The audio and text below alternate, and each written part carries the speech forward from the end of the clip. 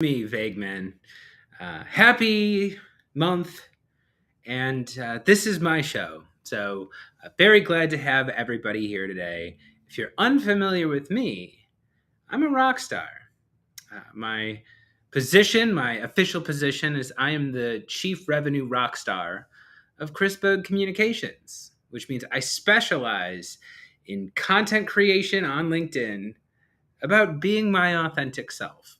So, uh, if there's one thing that LinkedIn has a reputation for, it's quality content. People go to LinkedIn to learn all sorts of valuable things. And that's why we're here today. I can't think of a single post I've ever seen on LinkedIn that didn't bring me value. And I can't think of a single relationship I've had that hasn't been authentic and real. So, this is my show where I'm going to share with you the trends that I think maybe might be important in the coming year. And I want to hear from you. So, first and foremost, if you want to participate in today's show, you can call me, leave a message. Don't say anything offensive unless you really need to. And I want to hear from you. What do you think is going to be happening in the new year? Also, the easiest way for you to engage is to leave a comment. So, obviously, we're all here for predictions because there's nothing more valuable than that. When I think of the content that I want to see, it's the experts talking about what they feel might happen in the next year. And when I'm looking for an expert, the first place I go is LinkedIn. So I'm going to be discussing all sorts of trends, from technology trends to B2B sales trends to entertainment and pop culture trends. But I want to hear from you. What do you think is going to happen in the coming year? Is this going to be the year of value? Some say that might be true. But this is my show, and today we're going to be talking about what real people think. And we're going to start with topic number one. So, the first question I have on here is who is going to be the top LinkedIn influencer of 2024? God, it's so hard that I only get to pick just one. There's so many valuable people on LinkedIn that I see in my feed all the time. It's just so hard to choose which one is more impactful to my life than the others. Um, I do enjoy the Inspirational Man. I saw one of his posts about being yourself, and I had a reaction to that. Um, there's also the woman who posts about being yourself. I really enjoy her because she really focuses on how to create value by using authenticity. You know, so I like that. There's one company that I think is absolutely killing it on social media. I forget what they do, but they integrate with Salesforce.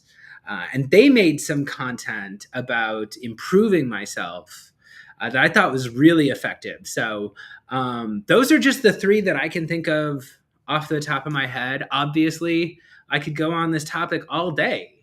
And I hope that you can too. So, everybody, if you are watching this live, I'm Vague Man. I am a LinkedIn superhero. And my superpower is asking you what your superpower is. Right? So, we are here today. We are creating valuable content about the future. And I'm giving you my expert predictions, but I want to hear yours too. So if you have a comment for me, if you have a prediction, go ahead and leave it in the comment section. And let's just keep rolling right along.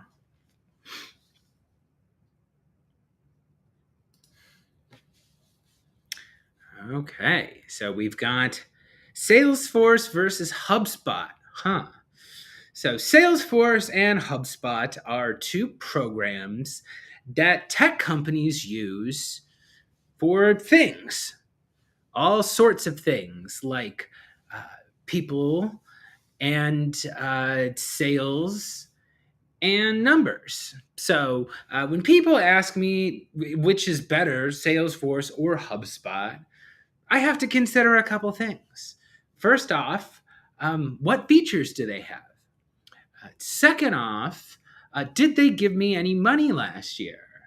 And actually, as I was looking through my records, I've discovered that I have received way more money from HubSpot related companies than Salesforce. They've actually paid me an absurd amount of money this year to help promote HubSpot.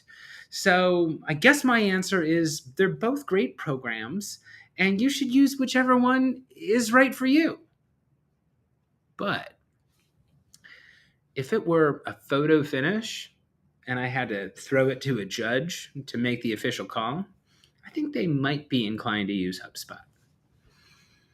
Okay, so next question. What is Elon Musk going to do? What will Elon Musk do? Well, let's just start by saying it's probably going to get a little bit crazy.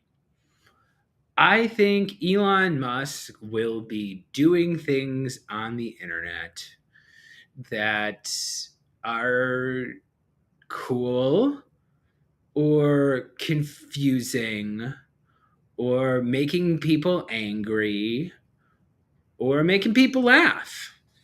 And as for his company, that could go either way.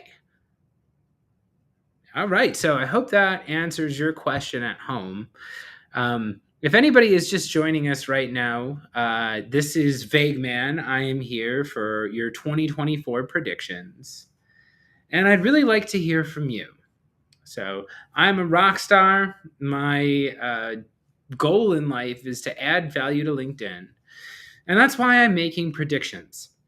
Nothing is more impactful than the predictions that people make on social media at New Year's. So I figured I would talk to you about what's most important, LinkedIn. So if anybody has some predictions about what you think is going to happen on LinkedIn next year, I would sure like to hear from you. Go ahead and drop me a comment. And we're just going to keep going here. So up next is ChatGPT.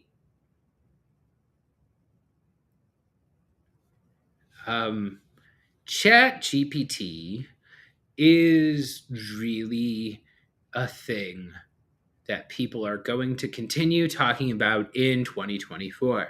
There are so many ways that ChatGPT can be used, but also so many dangers that we don't even know about yet. I predict that ChatGPT 5 will be so sophisticated that it can create comments on LinkedIn for me and automate a number of my tasks. What was that? Is that something it can already do? Oh, okay. Well, I predict that you're going to see continual advances in AI. And AI is going to completely revolutionize the way we do business. But the people who don't use AI, who use their brains, they're going to have the advantage too. So, in conclusion, ChatGPT-5 is many things. And let's see what else we've got here today. So this is a question that I hear often. When I talk to CEOs, they say, Vageman, what's the easiest way to grow my audience on LinkedIn? First thing you need to do is remember to don't listen to everybody who talks on LinkedIn. There are a lot of people giving information that may not be good and may not be bad. So you have to remember not to listen to LinkedIn influencers, except for the LinkedIn influencers that I trust. I know that the people I follow are trustworthy because otherwise, why would they be in my LinkedIn newsfeed? So take a look at the people who have been on my podcast and decide whether or not they're right for you. And then I recommend going out there and creating valuable content that helps people, but that is also entertaining. And always make sure that you're you. And that's what I recommend doing to grow an audience. So if anybody else has any questions, if you want to know what's going to happen in 2024, or if you think you can tell me what's going to happen in 2024, that would make my life so much better. I think I would have an easier time working if I knew what was going to happen. So if anybody wants to jump in here, your predictions could be wrong. It doesn't matter to me. It might even be more valuable to see a prediction that's wrong. So, if you want to jump in here and tell me what you definitely know is not going to happen next year, that could be interesting too. But until then, I am just going to go on my way and continue making predictions. Okay. Prediction. Authenticity. Let's give that one more try, folks. Authenticity. Is it good or is it bad? So call me crazy here, but I think authenticity is the right choice for me. Hot take. There's something about being authentic. Someone should go out there and teach people to be authentic because I think it's an important topic that nobody on LinkedIn talks about. So, if it were up to me, I would go out there and be authentic. But if you have any predictions at home, go ahead and do whatever's best for you. And let's keep going along here.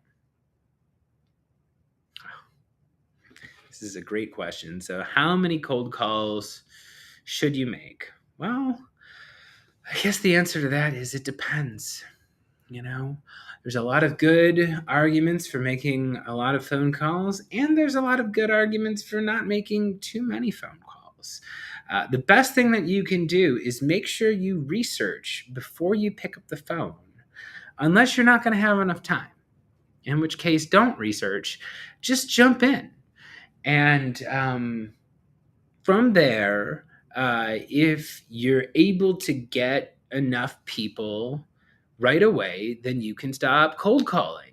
But until then, you should do more of it unless you want to do something else. So hope that was helpful.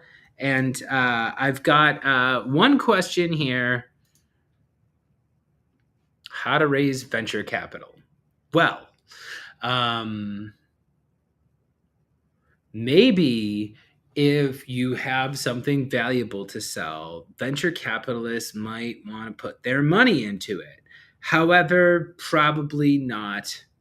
And yeah, that's our show for today. So I hope this was informational to you. I'm sure glad I did it. This was definitely a productive use of my time. And if you want to go ahead and support me, please drop a comment here with your predictions for this coming year, or go ahead and scan the podcast for episodes of shows about things. So thanks a lot, everybody. This has been Vague Man.